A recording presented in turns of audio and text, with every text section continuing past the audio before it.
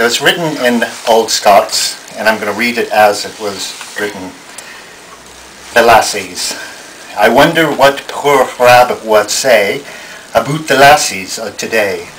What he'd think of this skirt movement. Like me, he'd say, a great improvement. And better knew by far than when they walked like some old clockin' hen, their dresses trailing in the glaur, to show their legs they would not dare. Their throats in stiff-necked bands encased, their bodice yerkin at their waist, their hair done up in twists and knots, long skirts and flannel petticoats. But new they're shorn of their locks, their clays, they hardly hide their docks. But smarter far in every way than what they were in my young day, new men was since admire their cheeks, pay mair attention to their breeks. The young'uns they are no to blame, for new their grannies dress the same. They're nae or old at 63, they wear their skirts aboon their knee.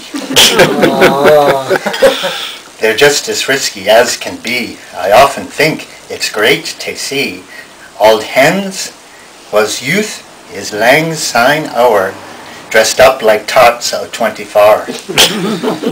You'd think them young things oot on trial until they turn and show their dial. What sights ye see when stairs ascending, or if ye chance to see them bending. There's some old cranks what tried to shame them, but as for me, I'd never blame them. I'm sure I'd never think it shocking to see a lass put up her stocking, and I would be the first to lend her a hand to fasten her suspenders. I hope that naught will come to mar the sights I see when on the car. In bounces 3 or 4 young queens, plump and strapping in their teens, with skirts wheel up aboon their knee, they'll plank themselves in front of me. They'll twist and turn and cross their legs. Oh, if their breeks were made like lums, I'm sure I'd often see their bums. They'll no be pleased in my opinion until they show their whole dominion. Like other things that are forbidden, there's legs that would be better hidden. There's some like posts and some like pokers. They'll scarce haud up their canny bokers. But then there's lots of better stuff. Of them you cannot see enough. It must be fine to feel the breeze play through their legs and round their knees and up their break legs trimmed with lace to vanish in some secret place. In summer when the sun does shine, I hae no doot it must be fine to feel the wind blow round their bums. But what, oh what, if winter comes, when weather is baith cold and wet, their thoughts return to flannelettes. Some may in jest and some in anger, that dresses should be worn much longer. That may be so, I hae my doots, lang skirts and elastic-sided boots, them had their day.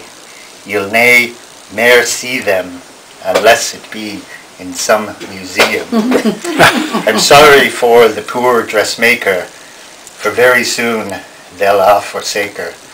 The game will no be worth a dockin' to make a skirt to meet the stocking. What matter though, I'm turning old, and though my pate is getting bald, I gang a gay lang wide to see a wheel-shaped calf and rounded knee. I'd rather miss my ham and eggs than Monday morning's show of legs. You'll find as lang as there's a flicker, it's a gay old horse that wins knicker. I hear that in a year or twa, they'll know where only dress of are. If this should happen, Lord be kind, and I keep me from turning blind, that I may watch each ane that passes. As long's I live, I'll love the lasses. God bless them all, they hae my thanks. Wha show a weel made pair of shanks. Well